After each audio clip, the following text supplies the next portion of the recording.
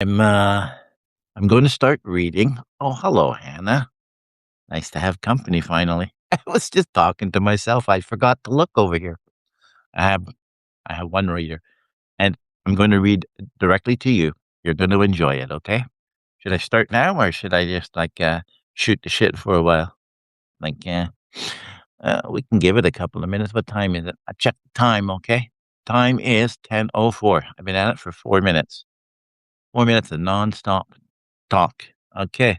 So, um, let's just get on with the African songbook, and I'll tell you what I'm doing after my big plans. Okay. Not that they're big.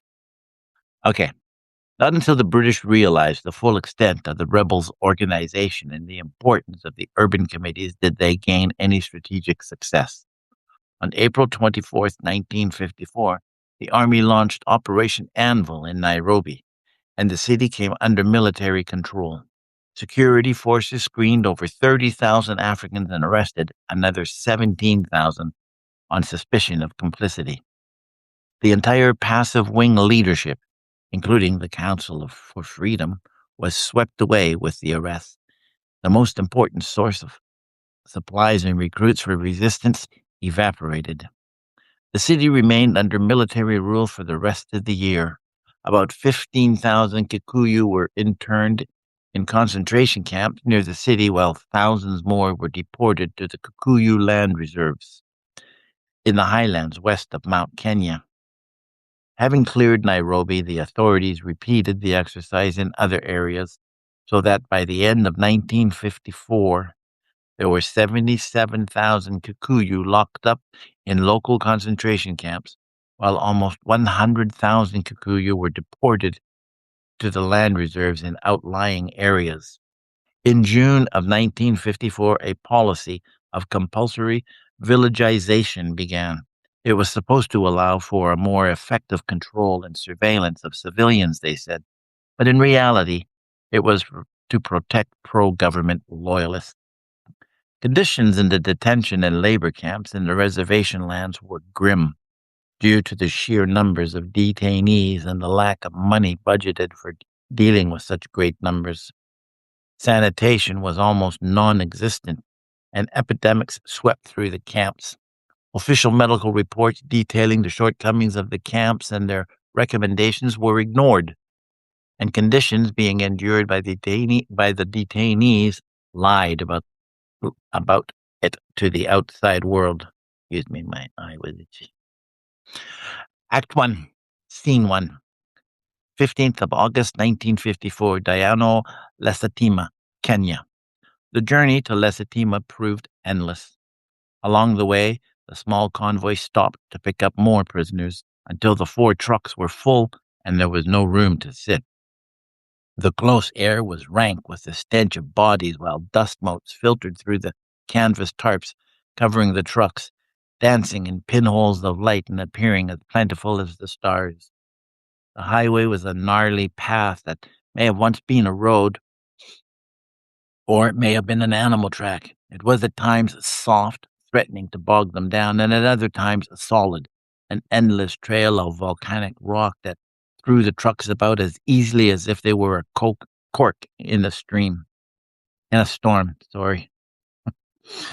The heat was stifling as they made their way down to the floor of the rift, where the force thickened along with the humidity. Game was plentiful and the driving was easier. The forest slowly gave way to savanna, and when they finally passed through the rift, they began the long climb up the other side, the trucks bouncing over the rocks once again. The reserve lands around Mount Kenya were first established in 1949. From the top, on a clear day, one would almost think he could see forever. With the snow-capped peak of Kilimanjaro to the south and the vastness of the Indian Ocean to the east, one could almost sense freedom. It was home to the Kikuyu god, Ngai, god of all man could see. Towering forests of podo, cedar, and dense bamboo gave way to shrubbery and plants as they followed the road up into the mountains. The Setima was nothing more than a barbed wire enclosure with landmines surrounding what officials said was a village. It didn't deserve being called a village. There was no latrine. Instead, a communal ditch ran through the center of the compound. When the rains came in April and May, the ditch overflowed its narrow banks. There were huts with walls that were paper thin, and when the wind came down from the mountains, it made a man wonder how he could escape the cold. The food they got was less than they could survive on.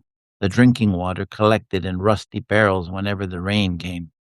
It was usually stagnant and sour with a film of oil floating on top, a rainbow of colors that served as a bleak reminder of God's covenant with man. Scene 2. Daniel was sick. As well as being cold and wet, he was sore. His body ached in places he'd never felt before as he squatted in the mud of the common ditch with his pants pulled down around his ankles, clearing his bowels again. Is that the fourth time today, or was that yesterday? His teeth chattered as he shivered with fever, looking up at a half-full moon that disappeared behind rain clouds sweeping northwestward toward the Mao escarpment. He could see the moon through open patches in the clouds, the stars beyond fading through a halo of mist. He didn't know if the mist was real or part of the fever, but the stars reminded him of Mozambique, of home and Sandy, and the fever helped him dream. For the moment, that was all that mattered. Lesetima had a population of more than 2,500 men and women, and while the men were always fighting over the women as much as the women were fighting among themselves, it was the women who prospered, selling themselves for food. In the years since he'd been there, Daniel watched the women weaken and falter, eventually falling under the influence of men who bought and sold them for their own gains among the Kiyu guardsmen. While everyone's bellies were empty, swollen and growling with the pain of starvation, these few prospered. It was humanity at its worst, Daniel knew, and he was quick to sink to its levels. He tried thinking of Sandy and the last night they spent together, but it was hard. He held on to the memory of her nakedness and how they'd made love, trying to remember how she had thrust herself against him with all her passion. And oh, how she cried into his shoulder within the depths of that passion. It made him think of everything he'd had and everything he'd lost, and he sank deeper into his depression. Though he tried to be strong and tried to resist the call of his lesser self, he failed, and like hundreds of other men sold little handfuls of food for the momentary pleasure of a woman's soft center. He would always weep to himself after, as if being with another woman was punishment for having once loved. It was a loss greater than the loss of his freedom. It was nostalgia for the life that was. Scene 3. 4th of September, 1954, Nairobi, Kenya. When the missionaries first arrived, Sandy said, forcing a smile, we had the land and they had the Bible. They taught us to pray properly with our eyes closed. When we opened them, they had our land and we had the Bible. What was done 100 years ago is past, Nigel said with a slow, steady shake of his head. You can't change the past, and why would we want to? He stubbed the cigarette he was smoking into an overflowing ashtray perched on the edge of his desk and resumed typing. They were in his office. The desk he sat behind and the filing cabinet behind him took up most of the room. His desk was lost under open file folders and stacks of papers, books, and magazines, as well as the large Remington typewriter in the middle he was slowly pecking at. There was a pack of cigarettes beside the 2 full ashtray balancing on one edge of the desk, as well as a plate with a partially eaten ham sandwich folding up along the edges, balanced on the other side. He was trying to type a form, pecking away at the keys with the uncertainty of a bird scratching for feed. We're not trying to change the past. We don't look at the past and say it has to be righted. We're looking to the future and saying we won't let ourselves be wronged again. Of course, everyone's been wronged at one time or another, haven't they? Have you forgotten the reason I'm here? Your wife and children haven't. Your father hasn't. How is it that you can dismiss this and go about your business as if nothing matters but a quick resolution to the country's problems? Because it is all that matters, he said, pushing hard on the last key and pulling the form out of the typewriter as though he was ripping off a Band-Aid. He dropped the form on a pile of papers near the front of the desk. This can all be resolved quite easily.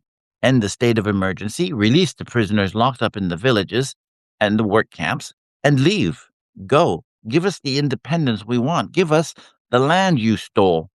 Just like that, he said with a laugh, sitting back in his chair and putting a foot up on a partially open drawer. He reached for his pack of cigarettes on the edge of the desk and sat back again, lighting one and blowing the smoke up at the ceiling fan. Do you think the British Empire wants to give Kenya to a group of rebels fighting a war they can't possibly win? Is that not what they said about America? This is not America. This is Africa. Things are different here, Nigel pointed out. I fail to see what is so different. Or is it that as a people you've always thought of us as contemptible? What did Kipling call it? The white man's burden? Remember, it doesn't matter how a man dies. It's how he lives and what he does with that life that matters. It's a truth unbeknownst to man, she added. Who even talks like that? Unbeknownst to man? What's that supposed to mean? Anyway, it's all moot. The world doesn't want to know the truth. The truth, she laughed. Would that be the truth as you see it, or the truth as we know it? If you want the truth, look at Congo. You'll see it's something hidden. It's dark and sinister. You've read Conrad, I see, he smiled. She was unfazed. I know. We have natural resources that still need exploiting, she said with a sarcastic tone he couldn't help noticing. Gold, diamonds, tea or coffee, take your pick. Wheat, there's still lots of money to be made there. Maybe that's the truth the world can never know. You forget that the truth we hold to is peace. Not peace at any price. Peace in chains is not peace, she said, standing up and holding her hand out. He looked at the form on his desk, nodding, and she reached for it slowly. What will you do when you get there? Pray that he's alive, she said as she opened the door. That's one truth I was taught that I've never let myself believe. Sorry. Scene 4. 31st of August, 1954, Mozambique State, Kenya. Tommy Omumu sat in his cot looking out through the dirty window.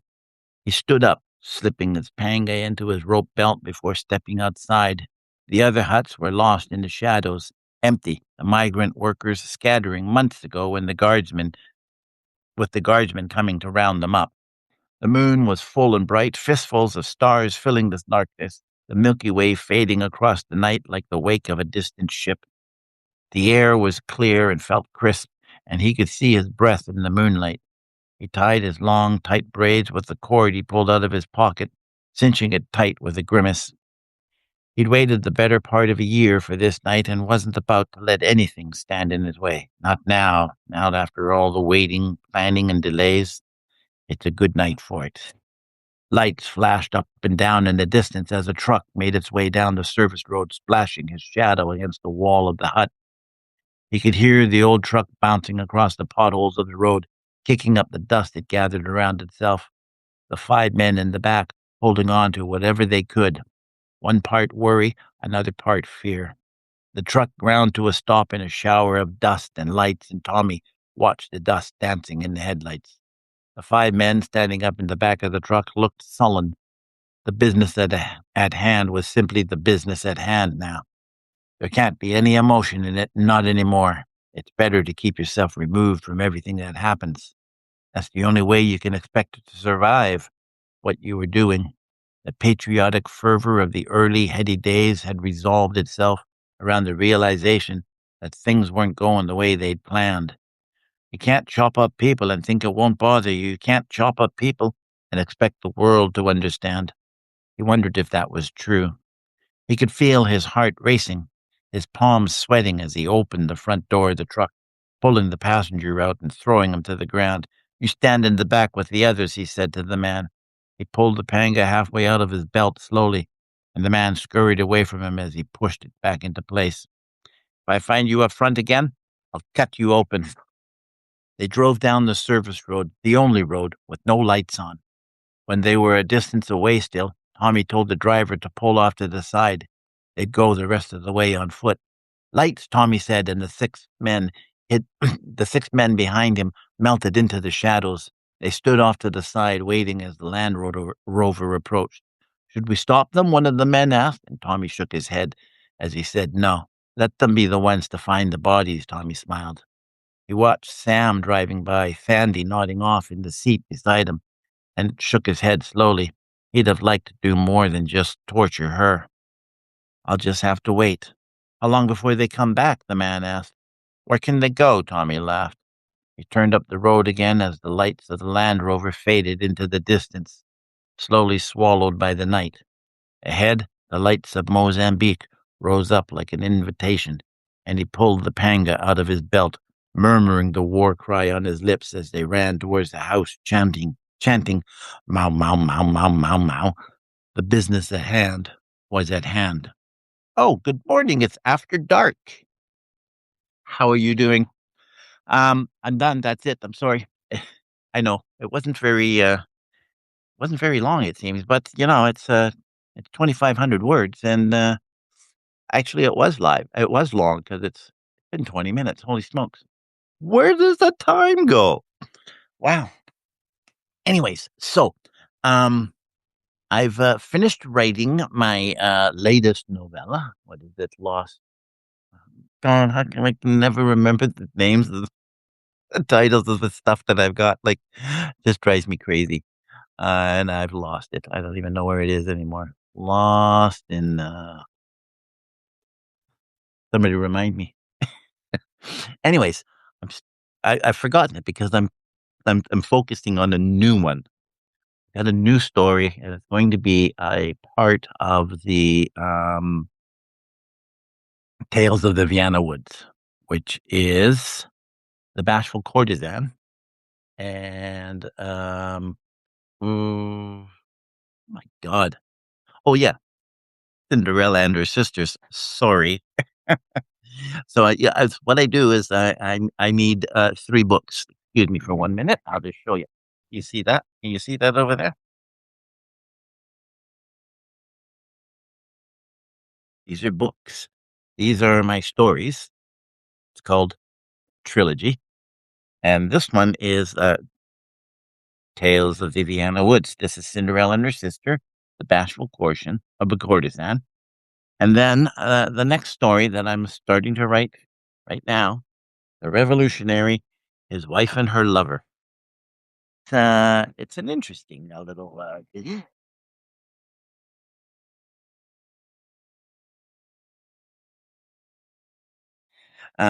it is going to be the story of, you see, the Cinderella and Her Sisters was the story of, Annette. That was her name. I have to remember these things, it's been years. And, she had 2 sisters. One was, they were stepsisters. One was Anastasia, and the other one is Colette. Anastasia is, at the, house. They're the, oh, it's a confusing story, but, I'll try and break it down. Colette is the sister that this story will be involved in, and she has left home, and it's the war, and she has left with, the man that she has fallen in love with, and they end up getting married, and he ends up becoming a politician, but he's somewhat of a revolutionary politician, and he gets involved, and, when the, war ends, as it has, right? And then the, Weimar Republic is born, and he doesn't believe in the republic. He thinks that it should be a democracy based on the American model, as opposed to a republic based on the French model, and he doesn't like that. And he also doesn't like the treaty that was signed, the Treaty of Versailles. A lot of people hate the treaty because of the indemnity that the Germans have to pay, like a ridiculous amount. In fact, ended up they just finished paying it in the '70s, I think, something like that. Yeah, it took forever, and they had to pay it forever, like, oh my god. And so then, the story is going to be about her, and, uh and she has a lover because he ignores her and, is just more involved in the idea of trying to build a democracy. and he wants to punish those people, and so then he gets involved with assassination plots and stuff like that. And so then there is a man that is killed, Ertzberger, I believe his name was, and he gets killed by the lover of Colette. She doesn't know that though, but it's an interesting little story because I live on the idea of what if. Like, that's how I write my stories. I tell myself things like, "Well, what if? What if this happens? And what if that happens? How does this react?" So then I was, yesterday just like, thinking, "Okay, so, how's this gonna happen? What's going to change or whatever?" And I said, "Well, what if she gets pregnant?" I was like, "Oh, shit, that's a great idea." Like, because, who's the father, right? Well, it's not the husband because, like, he hasn't been doing anything with her. She's been dinking the boyfriend. So, it's gonna be his child, but then she finds out that he's the one that he's the assassin, and so he used her. So then, she's gotta decide, like, does she wanna stay or should I stay or should I go now? Sorry, I do that. Yeah, so she has to decide that, and then on top of it all, the husband, the revolutionary part of the story, he gets involved with this fringe group that is just starting out, and they've got this new guy that's speaking for them.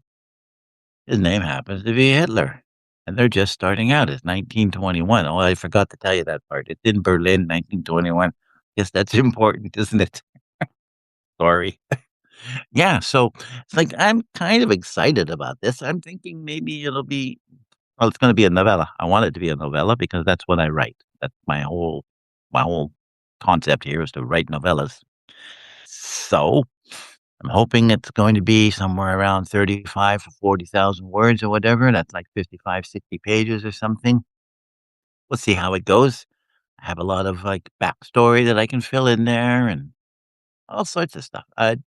Yeah, I love writing novellas because I like to bring the characters out. I like doing that kind of stuff.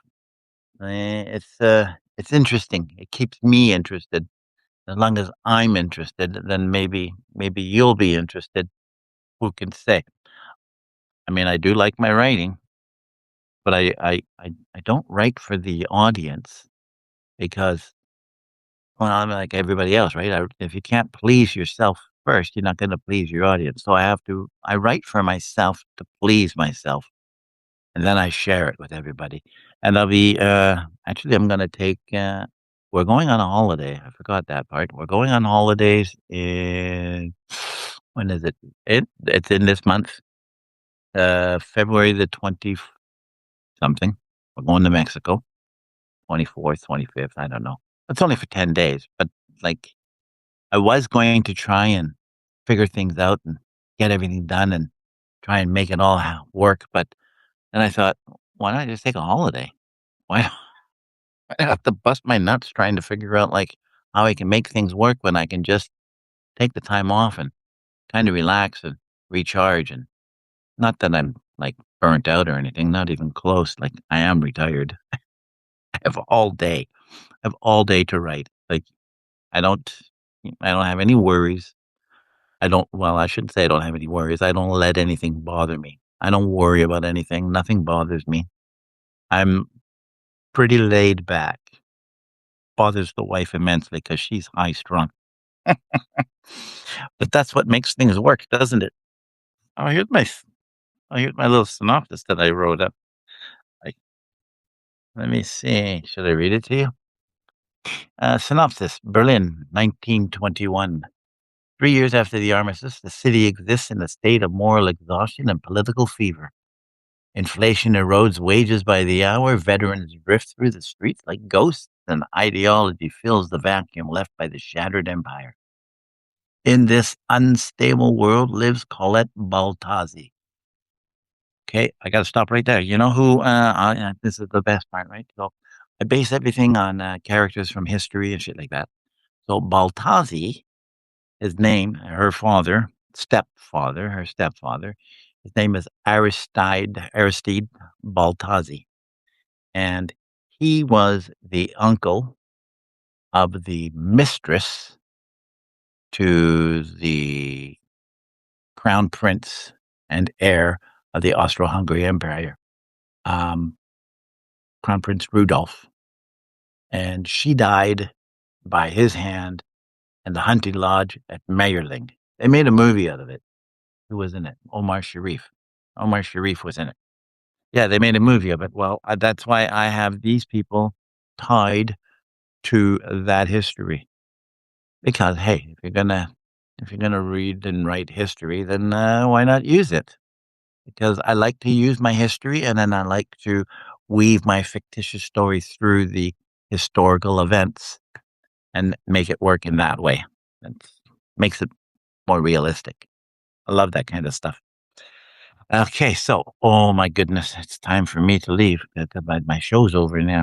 I can only give a half an hour because this is supposed to be a TV series. You like that? I have a TV station, Channel 13, BTC-TV. It means book TV, book channel, BT, book television, booktube. There's the word. Booktube channel. That's it. BTC, Booktube channel, Channel 13 in Vancouver, because I'm in Vancouver. Yeah, so what I'm planning to do with I do ramble, don't I? And I just go all over the place. I'm not gonna read my synopsis because, like, I can't tell you the whole thing. That's just ridiculous. So, what was I saying? Oh, yeah. I want to, make all of these things and then string them together and make a TV program. I wanna make it so that it's 5 hours, and I'll have my Poet's Corner, and I'll have this one, Stories After Dark, and then I want to try and make commercials. You see that little thingy right there? Can you see that? Like, I wanna use that thing, and I wanna make stop action animation. Uh, I don't know how yet, but I wanna do that. Yeah, I wanna do all sorts of shit, like, I wanna try things. I wanna use AI, and I wanna make, little, m commercials and stuff like that, and just, become a creator because, I've never been okay, you have to understand. So I'm like, what am I? Oh my goodness, I'm that old already. Yeah. So I'm 67 at this moment. I worked all my life in a sawmill, blue collar job. Never got a computer until I was about 40, 45, or something like that. Around there, I guess. I don't know. And I've learned everything the hard way. Everything I've done has been the hard way. School of hard knocks. That's me. So I only had grade 12. It's like, so I had to like educate myself, kinda. Oh, sorry, Nick. We're gonna be going soon. Okay, but I have 3 of you now. Yes, maybe I'll stay longer. Yes, so it's like, I've, uh, I've learned everything the hard way and, so now I want to recreate myself because 'cause I'm retired, and so I want to, I'm a writer now, so I write, but now I'm a creator, so I want to create. I wanna make movies and animated videos and commercials and stuff. I just wanna be different. I just want to like, I wanna learn stuff. I wanna teach myself and, yeah. So I wanna do stop action animation and make commercials and do all of that stuff and then make a TV program and by the end of the year, get like 5 hours worth of stuff and then just put it on for 1 whole day and just see what happens. Not that I expect anything. Oh, yeah, and those books in the corner over there, I don't know, can you guys see them? Whatever, all those books over there? I think there's 8 of them. 8?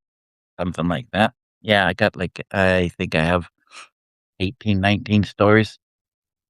I wanna take those, and I want to, uh, do a print on demand, and I want to have all the paid subscribers will be able to all the money that I have from that, I can print up the books and then, you just send me a postcard from the city that you're in with whatever little thing you wanna have on the postcard, like, you just a self-addressed stamped postcard, right? You just put your address on it, and in that way, I'll mail you the book, and it's going to come out. It's going to be, um this is my vision, okay? It's just gonna be a paperback. It's gonna be gloss colored, and it's going to be, the, every book is going to be titled Trilogy. That's it. There's only gonna be 3 novellas in each one, so it's gonna be called Trilogy. Each one will have a different title, like, the Tales of the Vienna Woods and the, African Songbook and, things like that. And so then, each one will be, basically a collector's item. However, I'm not getting the, paid subscribers, mm, just the way it is. So it's like, hey, it's like, I'm here for a long time. Doesn't matter. Here for a good time, not a long time. Yeah, I'm here for a long time. Well, hopefully long. Well, I give myself 20 years. That brings me up. Well, now I'm down to 18, 85 and out. That's my model. Yeah. Yeah. Hopefully, like, the health holds up. I'm starting to think maybe I should take care of myself. Never been one to do that before. Like to drink.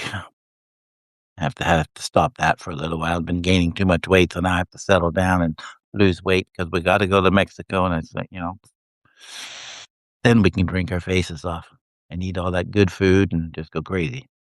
Yeah, I like to. I still like to play. I like, you know, I might be old, but I'm not dead yet. Eventually, but not yet. So yeah, and we'll just see how it goes. Gotta get a haircut. Oh my, look at how bright that is. Holy shit.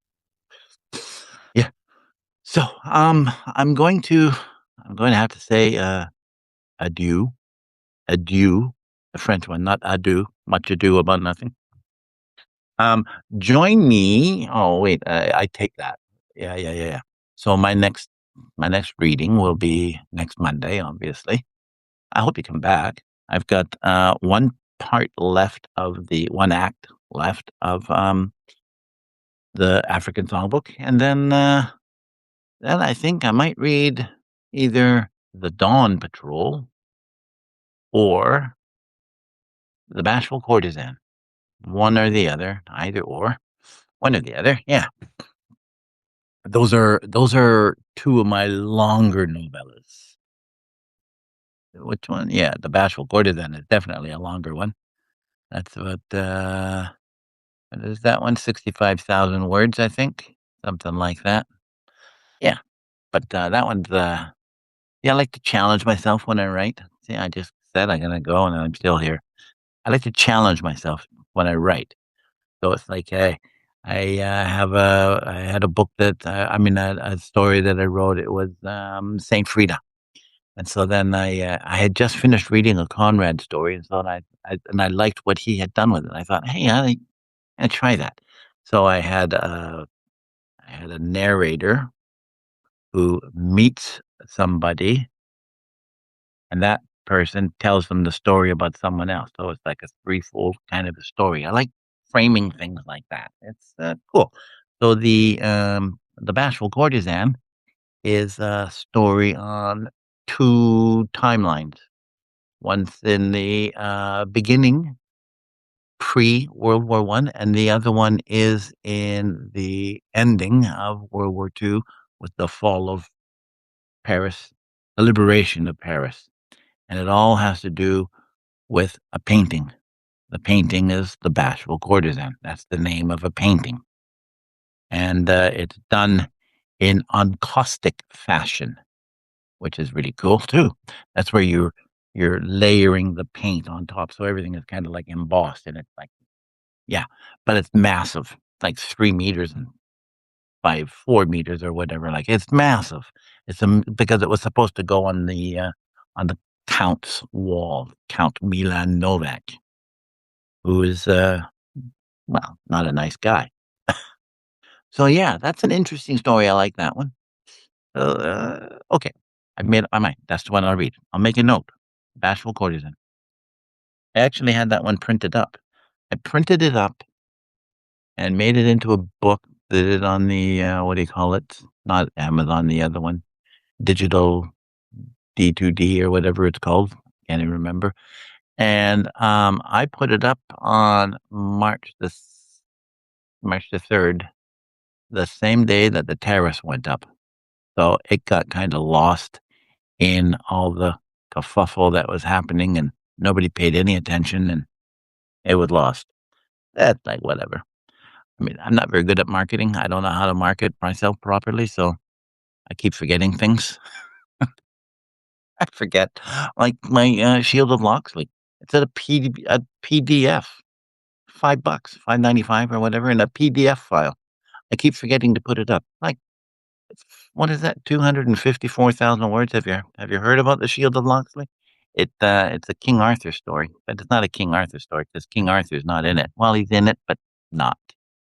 It's the story of a young knight, and he's got an uncle named of Grummerson, and he is in. I use one book.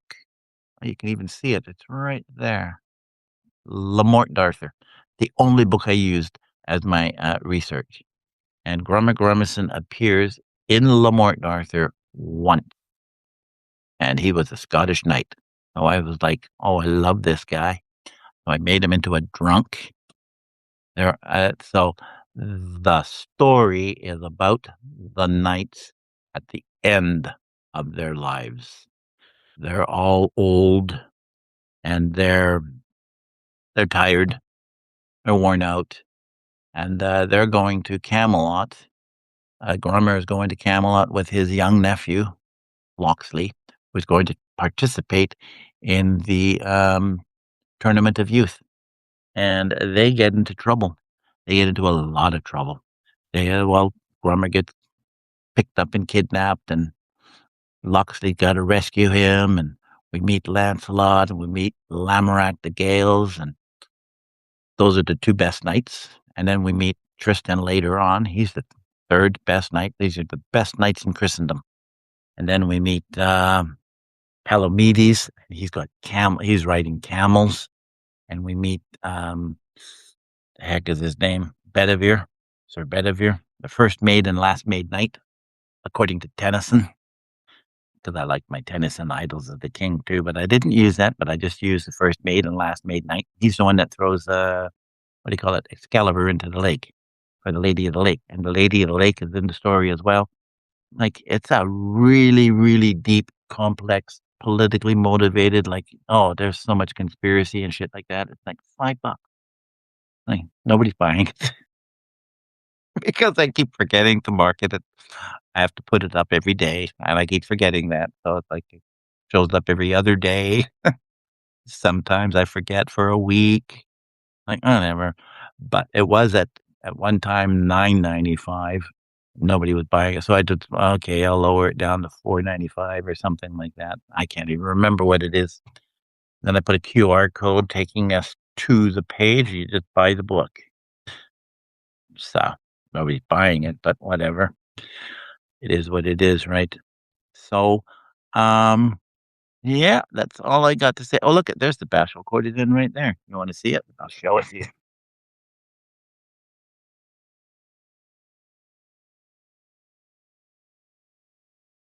Dun, dun, dun, dun. Yeah, it is very short.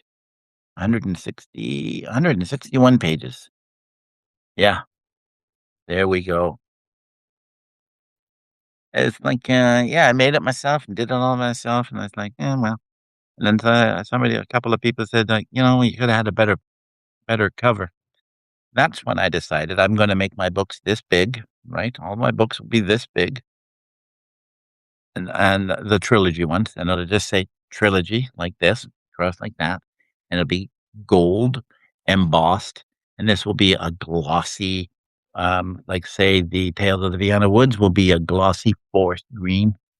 The African Songbook will be ebony, and so I have so many other stories. can't even remember, and I just made up these titles, and so I can't remember. One is going to be a blood red, and another one's going to be a navy blue, all high gloss, and because I don't want to. It's not that I don't want to have pictures on my covers and stuff like that. I want this. I want them to stick out, being different. So having them naming them one thing and it constant for all of them, trilogy. I mean, I'll have like if I live to be 85, I should have 77 novellas. If I can do averaging 3 or 4 a year, well, because it takes me a month or 2 or 3 to write them, and I am lazy, you know? Just, mm, I've got all the time in the world, so sometimes, sometimes I screw around. Sometimes I do, sometimes I don't, right? Yeah, so, uh, I should have 20 different 20 books, 20 volumes, I'm thinking. Close, more, 25, something like that. Yeah, it's, like, unbelievable. Unbelievable that, I mean, that I could have that. Unbelievable that, I can sit at home and unbelievable I have a computer on my desk. I'll tell you why. I have a computer on my desk, and it blows my mind because when I was a kid, that was science fiction, man. I mean, you used to look at popular science and popular mechanics, and they would have visions of the future and what it looked like. When I was a kid, this is a great little side thingy. When I was a kid, they landed on the moon. I was like 11 when they landed on the moon, and I had a neighbor, and he was 75 years old.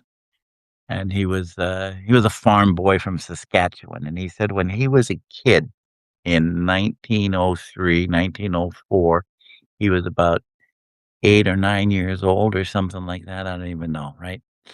And, and they went to, Saskatoon, and they sat in the Odeon, and they played that, you remember that, the Kitty Hawk, North Carolina thing where they have the plane where the Wright brothers are flying? He watched that, and then he's standing there beside me, and he's looking at me going like, "Wow, I watched the first manned flight, and now I'm watching them land on the moon, like, in his lifetime." Like, well, I've never forgotten that, obviously, because look at me now, like, actually, I'll be 68 in a month. Wow. Yeah, so I've never forgotten that, and I'm like, "Holy smokes, just amazing." I love it.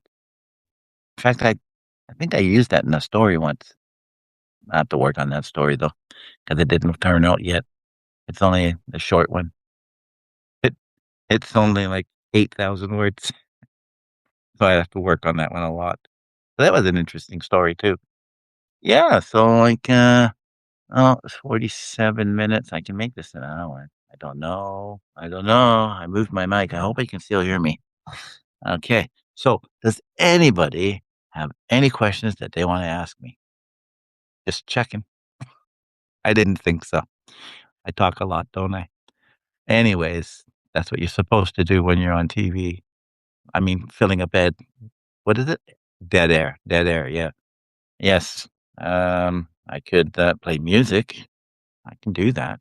I don't want to. I should have had music on in the background. Well, here's my okay, I can read you the first paragraph to my new, novella that I'm working on, The Revolutionary, His Wife, and Her Lover. The shadow of the war hangs over this city like the specter of a bad memory, she told herself. Isn't that what he said? I can't remember. But it was locked in the haunted eyes of weary veterans who appeared fractured to her, fractured by the abdication of an emperor they'd fought and died for, and the spilled blood of countless millions who sacrificed everything they had while gaining nothing in return. Or was it their belief that the emperor's every word had come from God himself, only to be betrayed by political enemies bent on destroying the empire, just like Heinrich said? She looked out of the tram's windows where she could see communists standing on street corners handing out pamphlets to citizens who were too wary to stand up and call them out for their lies. Heinrich had tried explaining how the communists were attacking the new republic, trying to make Germany a part of the struggling Russian state that was fighting a civil war against the old regime and winning by all accounts. They didn't tell you that in newspapers, did you? Or did they? The Russians wanted to make Germany part of a new global empire, just as they did with Poland and Finland. She wondered how that was even possible. The Russians had lost so much in the war, and yet, with the success of the revolution, seemed to have become something more, something different. She shifted on the seat uncomfortably, looking at the people seated on the tram with her. The women somehow appeared lost. She realized that a great many of them were war widows, and if their husbands hadn't died, they returned broken, haunted by all that they'd seen and lived through. Heinrich was one of them, a shattered man who rebuilt himself, she thought with some sense of pride. But at the same time, he distanced himself from her. He told her he was dedicated to bringing the Republic to its knees. He could see the corruption of its political leaders, even if no one else did. While he held a seat in the Reichstag, he'd won it with the promise of making Germany into a democracy rather than a republic based on the French system. But that has changed, she told herself. The democracy he'd once wanted had been replaced. The beliefs he once stood for had changed. He had changed. It became a matter of blaming the present government with accepting the terms of the treaty, of blaming the rich bankers and their backers, the Jews. Yeah, sorry, that's all I got. Like 400 words. That's it.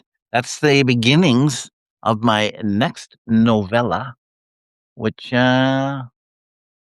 looks like it might be an interesting one for me. I like it. I like the idea of like where it can go and what it can do with it and all the other stuff. It's yeah, interesting because, it's the beginnings of the Nazi movement. Like they're not even organized. They're just like building up and starting to and they're like gangs of you know troops that are walking through the city and being violent and just like going crazy. It's just the mad time, and then on it's going to be the inflation and all of this stuff, and it's only going to cover a period of about 3 months. Uh, Thinking, yeah, that's perfect, perfect. Like a lot can happen. Yeah, so well, we'll see. We'll see. That way I can break it down in my head, right? 10,000 words for that, 10,000 words for that, 10,000 words for that. See how that works.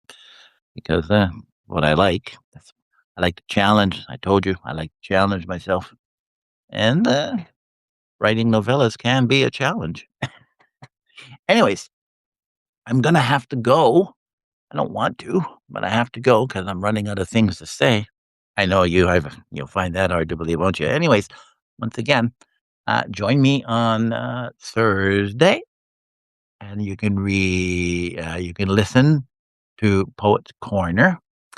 And on Wednesday, I will have Jack of Diamonds, another chapter coming out of that. And on Saturday will be the what the hell is the name of that story? Let me see. Hang on. I'll tell you. I can get it right here. No, I can't. No, I can't. Okay, maybe I can get it over here. Try this. I know I've got it. It's like Lost in the Beat of a Lonely Heart. What a loser. Yeah, yeah, that's my story. Lost in the Beat of a Lonely Heart. I will be reading that, and that's going to be until the end of the month. So yeah, that takes place over 3 days. That's an interesting story too. I really like that one. But then I like all the stories that I write until I write the next one. Because yeah, I have another one that I really, really like, The Truth of Who We Are. And that was it also took place in Berlin. I should just have that one, and I'll call that one The Berlin Stories. Yeah. Well, we'll see how that goes. Okay. Anyways, I'd like to thank well, Hannah, I'd like to thank you for like having stayed for the entire time. And after dark, you were only 5 minutes late, and that was great. Nick, you I know it's Nicole. And Ray is just in time to say goodbye. I'm so sorry about that, you guys. It just like, yeah, oh well, shit happens. Or as I say, life goes on until it doesn't. I'm not gonna tell anybody that story, okay? That's a hard one. That's the reason how I got to, be on Substack, but that's for another day when I'm in the right when I'm in the right mindset. That's my workplace tragedy. That's the thing that I keep buried inside of me. That's why I laugh at life. Anyways, I'm going to call it a day, and that's Monday, and, I will, hopefully see some of you next week, hopefully see all of you next week because holy smokes, I got 8 people. And I love that because, I didn't expect to get anybody. Yeah, nobody knows me. What is it that I say? Oh, yeah, I'm the best writer that nobody knows. Yes, I'm the best writer, yeah, the best writer that nobody knows. That's the one, something like that. Oh, the best writer that you never heard of. That's the one. That's what it is. Yeah, that's my new tagline. The best writer you never heard of. What the hell? You got to do something. You got to sell yourself. That's what they say. Sell yourself. So I sell myself. I'm very confident. It's like somebody said something. I'm talking again. Ah, sorry. Somebody said something about imposter syndrome. Like, and I said, well, what the hell is that? I I never even heard of imposter syndrome because, well, like whatever, right? So I was thinking when they said it was imposter syndrome, and I said to myself, I don't have that because I've been writing since I was 15. Before that, I wanted to be an artist. I wanted to be a cartoonist for Disney because, that's what they did back then. They didn't have all this other stuff. So, yeah. So then I gave up being an artist and became a writer, and I started writing, and I never stopped. And so then, I've been writing for over 50 years, and so then when it's like, somebody says imposter syndrome, and I go, "Bullshit. I don't feel that way at all. I have every right to be here. I have every right to call myself a writer. I have every right to say, 'Hey, I'm just as good as the next guy, and I don't care.' Like, I write what I write, and if you like it, you read it, and if you don't like it, turn the page. I don't have a problem with that. Just like when subscribers leave, they say you should chase after your subscribers. You should send them an email and ask them why, to come back, invite them back, and I say, "No. If you leave, you've left for a reason." Like, and I'm not gonna question that because, it is what it is, right? I mean, I've lost oh, well, in this last week alone, I lost 10. In a period of 5 days, I lost 10 subscribers, and then I gained 3 back, and then I got a paid subscriber, and I was so happy, but I don't, uh, I don't I don't say who my subscribers are or anything like that. Sometimes you get celebrity people. Figure that out, right? You get celebrities that follow you, and uh, and I've had a couple.